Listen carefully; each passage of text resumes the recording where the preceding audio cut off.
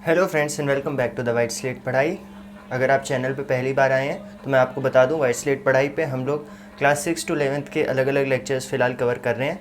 अभी हम लोग क्लास 11th का चैप्टर 5 स्टार्ट करने जा रहे हैं। अगर आपने बाकी चैप्टर्स नहीं देखे हैं तो आप वो सारे चैप्टर्स भी देख सकते हैं। सारे चैप्टर्स की लिंक आपको डिस्क्रिप्शन में मिल जाएगी, ठीक है। तो आज जो चैप्टर हम लोग करने जा रहे हैं उसका नाम है complex numbers and quadratic equations. Complex number से अब मैं आपको सबसे पहले बताना चाहूँगा कि कॉम्प्लेक्स नंबर से हमें क्या समझना चाहिए, कॉम्प्लेक्स नंबर्स की या फिर हमें क्यों ज़रूरत पड़ी। तो देखो, अभी तक आप पिछले क्लास में जब क्वाड्रेटिक इक्वेशंस सॉल्व करते थे या फिर पहले अगर रिवाइज करें तो देखो हमने नेचुरल नंबर्स पढ़े। नेचुरल नंबर्स के बाद हमने कहा कि उसमें ज़ीरो भी जोड़ दिया तो होल नंबर्स आए, फिर नेगेटिव नंबर्स जोड़ दिए इंटीजर्स, डेसिमल्स और फ्रैक्शंस जोड़ दिए तो रियल नंबर्स। तो इतने टाइप के नंबर्स तो हम लोग पढ़ चुके हैं और इनके लिए अलग अलग प्रॉपर्टीज़ भी पढ़ चुके हैं। कौन सी प्रॉपर्टीज़ हमने पढ़ी थी? क्लोजर प्रॉपर्टी, कम्यूटेटिव, एसोसिएटिव और डिस्ट्रीब्यूटिव। तो ये सारी प्रॉपर्टीज़ भी पढ़ चुके हैं इनके लिए। अब बात आती है क्वाड्रेटिक इक्वेशंस जब आप सॉल्व करते थे तो अगर कभी इस तरह की इक्वेशन बन जाती थी, ये कुछ इस तरह की इक्वेशन बनती थी अगर, या फिर इसको आप ऐसे भी लिख सकते हो x² + 1 = 0, तो हम लोग क्या बोल देते थे? हम ये बोलते थे कि इस इक्वेशन के कोई भी रियल रूट नहीं है। या फिर कई बार अगर रैंडमली ऐसे बोलना होता तो ऐसे भी बोल देते थे कि इस इक्वेशन के रूट्स हैं ही नहीं, ठीक है। तो अब ऐसा तो मैथ्स में हो नहीं सकता कि किसी चीज़ का कोई सॉल्यूशन हो ना। तो हमने क्या किया, हमने एक अलग सेट ऑफ नंबर्स डिफाइन कर दिए, रियल नंबर मतलब असली नंबर से अलग, जिनको हम लोग बोलने लगे कॉम्प्लेक्स नंबर्स, ठीक है। जिनको हमने बोला कॉम्प्लेक्स नंबर्स। अब ये कॉम्प्लेक्स नंबर्स क्या करेंगे? कॉम्प्लेक्स नंबर्स हमारी इस प्रॉब्लम को सॉल्व करेंगे। मतलब क्वाड्रेटिक इक्वेशंस के जैसे हमारे रूट्स आते थे और हम कह देते थे इसके कोई रूट्स नहीं आ रहे हैं या फिर कोई रियल रूट्स नहीं आ रहे हैं, तो उसके कॉम्प्लेक्स रूट्स बना देते हैं हम लोग। मतलब कि कुछ रियल पार्ट और कुछ इमेजिनरी पार्ट मिला के एक नंबर बना देते हैं जिसे हम बोलते हैं कॉम्प्लेक्स नंबर, ठीक है। तो कॉम्प्लेक्स नंबर की ज़रूरत यहाँ से अराइज हुई कि हमें कोई सॉल्यूशन नहीं मिल रहा था इस तरह की क्वाड्रेटिक इक्वेशंस का। क्यों नहीं मिल रहा था? क्योंकि हम खुद जानते हैं, देखो आप सब जानते होंगे कि x² = -1। किसी भी नंबर का स्क्वायर, किसी भी रियल नंबर का स्क्वायर कभी भी नेगेटिव तो होता नहीं है, हमेशा पॉजिटिव होता है। जैसे मैं 5 का स्क्वायर ले लूँ मेरे पास 25 आ जाएगा, मैं -5 का स्क्वायर ले लूँ मेरे पास 25 आ जाएगा। कभी भी किसी भी नंबर का स्क्वायर, चाहे वो पॉजिटिव नंबर हो या नेगेटिव नंबर, नेगेटिव नहीं आता है। तो अब हमने कॉम्प्लेक्स नंबर कैसे डिफाइन किया? कॉम्प्लेक्स नंबर्स को डिफाइन करने के लिए हमने √-1 को डिफाइन किया। √-1 को हमने एक स्पेशल नाम दिया आयोटा, ठीक है। ये आई लिखा है पर इसको हम लोग आई नहीं पढ़ेंगे, इसको हम लोग आयोटा पढ़ेंगे। और यही आयोटा पूरा बेस है कॉम्प्लेक्स नंबर्स का। इस आयोटा से ही हम लोग सारे कॉम्प्लेक्स नंबर्स लिख सकते हैं, ठीक है। और आयोटा की डेफिनेशन क्या है? √-1। तो अब देखो, ये जो इक्वेशन थी मेरे पास x² = -1, दोनों साइड अगर मैं रूट ले लूँ तो x क्या आ जाएगा मेरे पास? √-1 आ जाएगा। और यही √-1 को मैंने क्या डिफाइन कर दिया? आयोटा। तो x के लिए एक सॉल्यूशन मुझे मिल गया, कॉम्प्लेक्स सॉल्यूशन आयोटा, ठीक है। कॉम्प्लेक्स सॉल्यूशन, या फिर ऐसे कर सकते हो कॉम्प्लेक्स नंबर का सॉल्यूशन, ठीक है। रियल सॉल्यूशन तो बन नहीं रहा था तो हमने कॉम्प्लेक्स सॉल्यूशन निकाल दिया। अब ये तो बात हो गई एक स्पेसिफिक आयोटा की। इस आयोटा से आप जितने चाहो उतने टाइप के कॉम्प्लेक्स नंबर लिख सकते हो। और कॉम्प्लेक्स नंबर्स हम लोग कैसे लिखेंगे? कॉम्प्लेक्स नंबर्स को हम लोग डिफाइन करेंगे, तो ये हो गई कॉम्प्लेक्स नंबर की डेफिनेशन। कॉम्प्लेक्स नंबर को हम लोग डिफाइन करते हैं, सबसे पहले तो डोनेट करते हैं z से। Any number which can be written in the form a + ib, i नहीं आयोटा, a + आयोटा b, जहाँ पर a और b क्या है? रियल नंबर्स हैं। रियल नंबर्स तो मुझे लिखने आते हैं, रियल नंबर्स के ही कॉम्बिनेशन से मैंने ये बना दिया एक नंबर z जो कि है a + आयोटा b। इस फॉर्म में जो भी नंबर होंगे उनको हम लोग कॉम्प्लेक्स नंबर बोलेंगे। अब आप कॉम्प्लेक्स नंबर की एक बात और जान लीजिए कि कॉम्प्लेक्स नंबर में ये जो a है, मतलब आयोटा जिसके साथ नहीं लगा हुआ है, आयोटा मुक्त या आयोटा से फ्री जो रियल नंबर है a, इसको हम लोग बोलते हैं real part, real part of complex number z, ठीक है। ऐसे ही आयोटा के साथ जो मल्टीप्लिकेशन में चीज़ें लगी हुई हैं जो कि यहाँ पर b है, इसको हम बोलते हैं imaginary part, imaginary part of complex number z, ठीक है। तो ये रियल पार्ट है और ये इमेजिनरी पार्ट है। और जब भी मैं कोई दो कॉम्प्लेक्स नंबर्स को कंपेयर करूंगा, जैसे मेरे पास एक कॉम्प्लेक्स नंबर z1 है a प्लस आई बी और एक कॉम्प्लेक्स नंबर z2 है c प्लस आई डी, तो ये दोनों नंबर इक्वल होने के लिए कंडीशन हमें चाहिए z1 is equal to z2 if ये दोनों कब इक्वल होंगे, जब a बराबर होगा c के, मतलब रियल पार्ट के इक्वल होगा, एंड b बराबर होगा d के, मतलब कॉम्प्लेक्स पार्ट या फिर इमेजिनरी पार्ट, या फिर नहीं इमेजिनरी पार्ट, कॉम्प्लेक्स पार्ट नहीं, इमेजिनरी पार्ट के इक्वल होगा। तब हम कह सकते हैं कि ये दोनों नंबर्स जो कि कॉम्प्लेक्स नंबर्स हैं वो आपस में इक्वल हैं, ठीक है। तो इसी के ऊपर एक एग्जांपल आपके बुक में गिवन है, वो देख लेते हैं जल्दी से।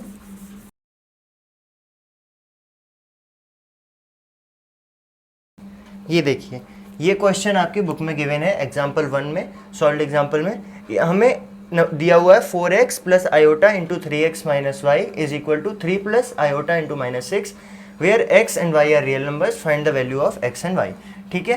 तो हमें दो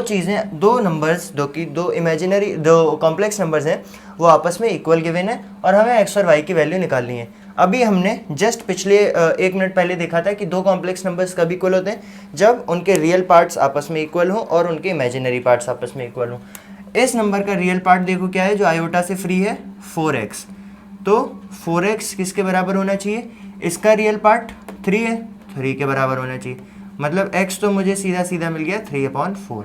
इसका कॉम्प्लेक्स इमेजिनरी पार्ट आयोटा के साथ लिखा हुआ है 3x माइनस वाई, तो 3x माइनस वाई इक्वल होना चाहिए -6 के। x की वैल्यू यहाँ से लिख देंगे 3/4, तो ये हो जाएगा 3 3 जा 9/4 plus 6 is equal to y 24 plus 9 33/4। तो y की वैल्यू आ गई 33/4 और x की वैल्यू आ गई 3/4, ठीक है। x और y की वैल्यू ही मुझे निकालनी थी। मैंने सिंपल क्या किया, दोनों नंबर्स का रियल पार्ट इक्वेट कर दिया और दोनों नंबर का कॉम्प्लेक्स पार्ट इक्वेट कर दिया।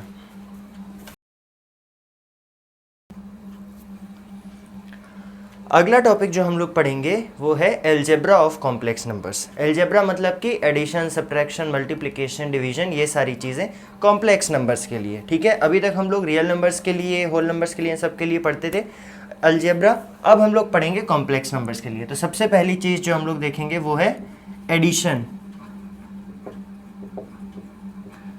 तो एडिशन के केस में अगर मेरे पास दो कॉम्प्लेक्स नंबर हैं z1 is equal to a plus iota b और z2 is equal to c plus iota d, तो बिना किसी दिक्कत के हम लोग रियल पार्ट को रियल पार्ट से ऐड कर देंगे और इमेजिनरी पार्ट को इमेजिनरी पार्ट से ऐड कर देंगे।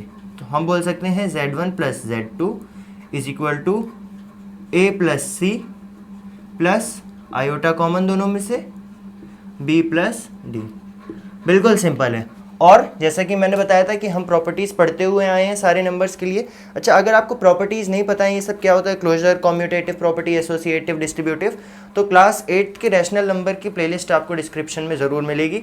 वहाँ से आप वो रैशनल नंबर की प्लेलिस्ट से देख सकते हैं। वहाँ पे हमने सारे नंबर्स के लिए, natural number, whole number, integers, rational number, सबके लिए जो है ये सारी प्रॉपर्टीज़ अच्छे से पढ़ी हैं और समझी हैं कि इन प्रॉपर्टीज़ का मतलब क्या होता है, रटा नहीं है कुछ भी। तो अब वैसे ही ये सारी प्रॉपर्टीज़ हम लोग पढ़ेंगे कॉम्प्लेक्स नंबर्स के लिए। तो सबसे पहले अगर एडिशन के केस में बात करें कॉम्प्लेक्स नंबर्स के लिए क्लोजर प्रॉपर्टी की, तो क्लोजर प्रॉपर्टी का मतलब ये होता है कि सपोज मेरे पास एक बॉक्स है, वैसे आप लोग बड़े हो आपको पता होगा, ये बच्चों वाला एक्सप्लेनेशन आपको देने की ज़रूरत नहीं है। इसमें मेरी कुछ वैल्यूज़ रखी हैं। कौन सी वैल्यूज़? कॉम्प्लेक्स नंबर की वैल्यूज़, ठीक है। अब इसमें से कुछ वैल्यूज़ उठा के मैंने मेरा क्वेश्चन बना दिया, जो कि यहाँ पर है z1 प्लस z2। तो मैं कह सकता हूँ कि कॉम्प्लेक्स नंबर एडिशन के केस में, एडिशन क्यों? क्योंकि यहाँ पे एडिशन है, क्लोजर प्रॉपर्टी फॉलो करते हैं। अगर जो मेरा आंसर आएगा उसमें जो वैल्यूज़ यूज़ हो रही हैं, जैसे मान लो मेरा आंसर आ गया e प्लस आयोटा f, ठीक है, तो ये e और f जो वैल्यूज़ इसमें यूज़ हो रही हैं, अगर ये भी इसी बॉक्स के अंदर मुझे मिल जाए तो मैं कह सकता हूँ कि क्लोजर प्रॉपर्टी फॉलो हो रही है, या फिर आप कह सकते हो कि क्लोज हो रहा है कॉम्प्लेक्स नंबर एडिशन के केस में, ठीक है। तो ये हो गई क्लोजर प्रॉपर्टी। तो क्लोजर प्रॉपर्टी देखो बिल्कुल फॉलो हो रही है। जैसे ही मैं z1 प्लस z2 कर रहा हूँ, a और c मेरा रियल नंबर है, दो रियल नंबर्स का सम, एक रियल नंबर होता है तो ये रियल नंबर, ये दोनों से भी रियल नंबर, और एक इमेजिनरी पार्ट भी बन रहा है। तो दो कॉम्प्लेक्स नंबर्स का सम हमेशा कॉम्प्लेक्स नंबर आ रहा है। सिंपल टर्म्स में बोले तो ये है कि अगर दो कॉम्प्लेक्स नंबर का एडिशन कॉम्प्लेक्स नंबर आ रहा है आंसर में, तो क्लोजर प्रॉपर्टी फॉलो हो रही है। तो कॉम्प्लेक्स नंबर जो है वो क्लोजर प्रॉपर्टी फॉलो करते हैं। क्लोजर के साथ साथ हमने और प्रॉपर्टीज पढ़ी थी, कॉम्यूटेटिव, एसोसिएटिव। तो कॉम्यूटेटिव प्रॉपर्टी है कि अगर मैं ऑर्डर बदल दूं एडिशन का, मतलब a प्लस बी की जगह b प्लस ए रख दूं, तो क्या दोनों आपस में इक्वल हैं? अगर है तो फॉलो हो रही है, नहीं है तो फॉलो नहीं हो रही है। तो कॉम्प्लेक्स नंबर्स के केस में आप z1 प्लस z2 करो या z2 प्लस z1 करो, बात सेम ही रहेगी और कॉम्यूटेटिव प्रॉपर्टी फॉलो होगी। ऐसे ही एसोसिएटिव में होता है कि मैं सीक्वेंस क्या रखूँ एडिशन का, अगर मेरे पास अलग अलग नंबर्स हैं तो अगर देखो यहाँ पे मैंने क्या किया, सीक्वेंस बदल दिया, पहले a प्लस बी को जोड़ा और जो आया उसमें c को जोड़ा, और इसमें मैंने क्या किया, पहले b प्लस c को जोड़ा और जो आया उसमें a को जोड़ा। तो ऐसे ही अगर z1 z2 z3 a b c की जगह मैं तीन कॉम्प्लेक्स नंबर के लिए करूँ तो मेरे को पता चलता है कि ये दोनों इक्वल आपस में आते हैं, मतलब एसोसिएटिव प्रॉपर्टी फॉलो होती है।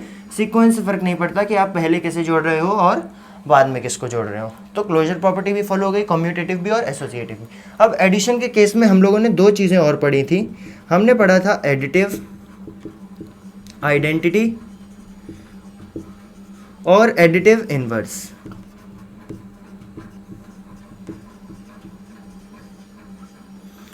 एडिटिव आइडेंटिटी और एडिटिव इनवर्स। एडिटिव आइडेंटिटी एक ऐसा नंबर है जिसको मैं किसी भी कॉम्प्लेक्स नंबर में, कॉम्प्लेक्स नंबर इसलिए बोल रहा हूँ क्योंकि हम लोग कॉम्प्लेक्स नंबर्स की बात कर रहे हैं, तो जिसको मैं किसी भी कॉम्प्लेक्स नंबर में अगर ऐड करूँ तो मेरे पास वही सेम कॉम्प्लेक्स नंबर वापस आ जाता है। तो एडिटिव आइडेंटिटी क्या हो जाएगा, देखो अगर मेरे पास कोई नंबर है लेट्स से 5, तो इसमें मैं क्या ऐड करूँ कि वापस 5 आ जाए, ऑब्वियसली 0 ही ऐड करूँगा। तो एडिटिव आइडेंटिटी मेरे पास एक ऐसा नंबर है जिसको मैं किसी भी complex number z is equal to a plus i b में ऐड करूं तो मेरे पास यही complex number z is equal to a plus i b वापस आ जाए। तो ऐसा कौन सा नंबर हो सकता है जिसको हम लोग किसी भी नंबर में ऐड करें तो वापस वही नंबर आ जाए? ऑब्वियसली 0।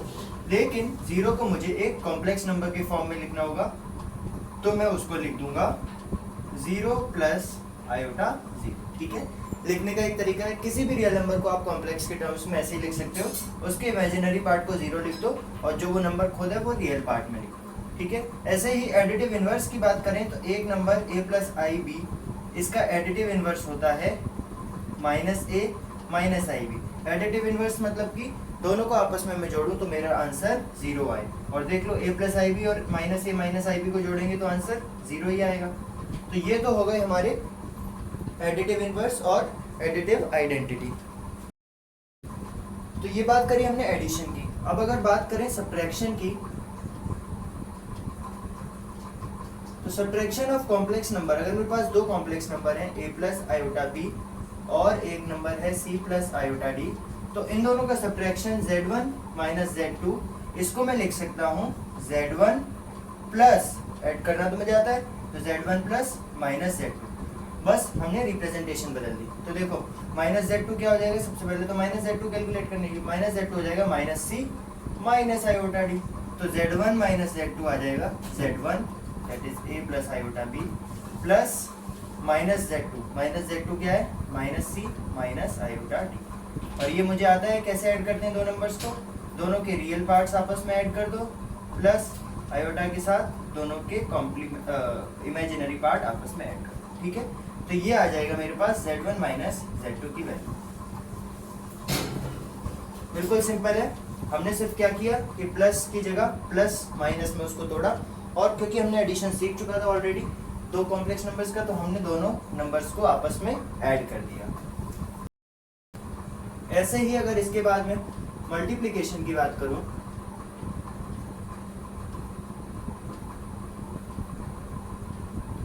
तो मल्टीप्लिकेशन क्या होगा दो नंबर्स का, तो दो कॉम्प्लेक्स नंबर का मल्टीप्लिकेशन, अगर मेरे पास दो कॉम्प्लेक्स नंबर है z1 is equal to a plus iota b और z2 is equal to c plus iota d, तो मल्टीप्लिकेशन में वो नहीं होगा कि रियल रियल मल्टीप्लाई कर दो और imaginary imaginary, multiplication proper multiplication की तरह ही होगा। तो z1 z2 देखो क्या आ जाएगा, a plus iota b into C plus iota D.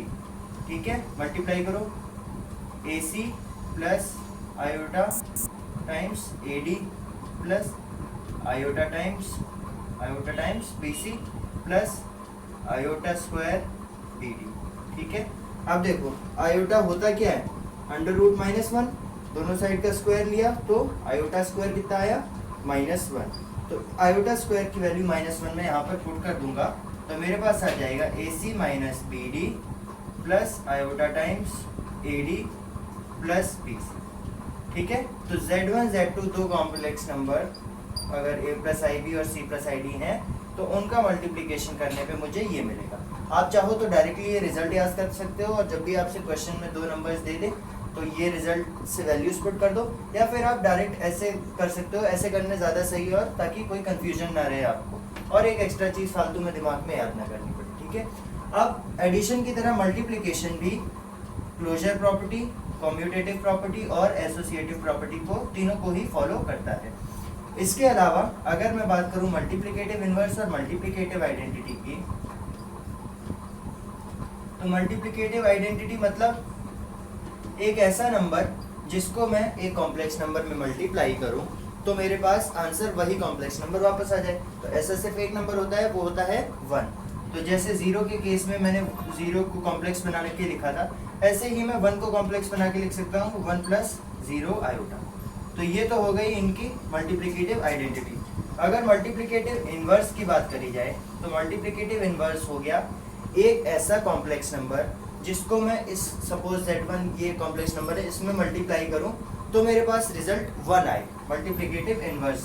ठीक है, तो देखो ऐसा कौन सा नंबर हो सकता है, अगर मेरे पास Z1 है तो इसमें मैं क्या मल्टीप्लाई करूं कि मेरे पास 1 आए, इसमें मैं सिर्फ 1/Z1 मल्टीप्लाई कर सकता हूँ ताकि Z1 कैंसिल होकर 1 दे दें। तो मतलब कि अगर मेरे पास एक number a plus iota b है तो इसका जो रेसिप्रोकल होगा वही इनवर्स होगा। और a प्लस आयोटा b का देखो रेसिप्रोकल क्या आता है 1/a प्लस आयोटा b। अब कभी भी हम नीचे आयोटा के टर्म नहीं छोड़ते हैं, तो वो हमें एलिमिनेट करने के लिए क्या करना होगा, इसको रैशनलाइज करना होगा। इसको रैशनलाइज करने के लिए a माइनस आयोटा b से मल्टीप्लाई डिवाइड किया और इसको सॉल्व करेंगे तो ऊपर आया a माइनस आयोटा b, नीचे a प्लस बी और a माइनस बी का फॉर्म बन रहा है तो ये हो जाएगा a square minus b square, b है यहाँ पर आयोटा b। अब देखो a माइनस आई बी तो a माइनस आई बी ही रहा, लेकिन नीचे बन गया a square plus b square. Plus b square कैसे बना, क्योंकि आयोटा का स्क्वायर मुझे -1 देगा और -1 इस माइनस के साथ मिलके प्लस बन जाएगा, तो उस नंबर का रेसिप्रोकल ये आ जाएगा। तो अगर मेरे पास एक number a plus i b है तो उसका इन्वर्स ये रहा, उसका इन्वर्स है a minus iota b upon a square plus b square. वैसे तो इस a माइनस आयोटा b और इस a square plus b square को हम लोग एक जनरलाइज्ड नाम देते हैं, बट वो हम आगे चल के पढ़ेंगे और नेक्स्ट लेक्चर में पढ़ेंगे, तो तभी उसको देखेंगे। अभी फिलहाल आप डेरिवेशन से समझ लो कि एक मल्टीप्लिकेटिव इनवर्स क्या आता है। ठीक है,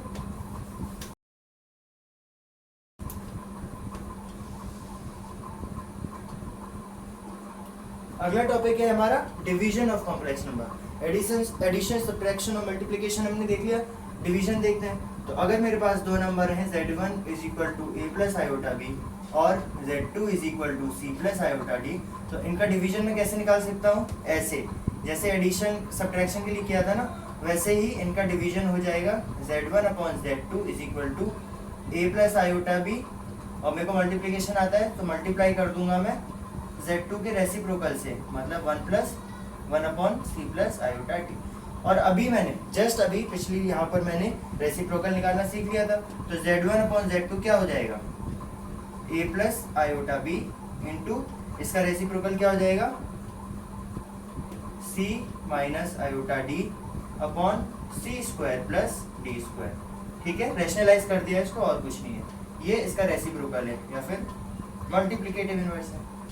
तो इस तरह से हम लोग दो कॉम्प्लेक्स नंबर का डिवीजन भी कर सकते हैं। जो ऊपर वाला नंबर है as it is multiplied by दूसरे नंबर का रेसिप्रोकल या फिर मल्टीप्लिकेटिव इनवर्स, जो कि ये रहा हमारे पास। तो इस वीडियो में हम लोगों ने देखा, हाँ सब कुछ देख लिया, इस वीडियो में बस इतना ही करेंगे। हम लोगों ने सबसे पहले देखा कॉम्प्लेक्स नंबर की हमें क्या ज़रूरत पड़ी, फिर हमने कॉम्प्लेक्स नंबर डिफाइन करे सही से, कॉम्प्लेक्स नंबर की एक प्रॉपर डेफिनेशन देखी, उसके बाद हम लोगों ने उनकी प्रॉपर्टीज़ देखी और अलजेब्रा ऑफ कॉम्प्लेक्स नंबर्स देखी। अलजेब्रा मतलब कि कैसे हम दो नंबर्स को ऐड, सब्ट्रैक्ट, मल्टीप्लाई या डिवाइड कर सकते हैं। ठीक है, छोटी सी वीडियो है, अगर आपको कुछ भी नहीं समझ आया तो आप कमेंट्स में बता सकते हैं। बाकी और भी कोई डाउट हो तो वो भी कमेंट में बता सकते हो। और पुराने लेक्चर्स अगर आप नहीं देखे हैं अभी तक आपने, तो सारे लेक्चर्स की प्लेलिस्ट की लिंक आपको डिस्क्रिप्शन में मिल जाएगी, वहाँ से आप देख सकते हो। ठीक है, चैनल पे नए आए हो और अभी तक चैनल सब्सक्राइब नहीं किया है तो सब्सक्राइब कर लो and keep sharing this videos with your friends so that they can also watch from here.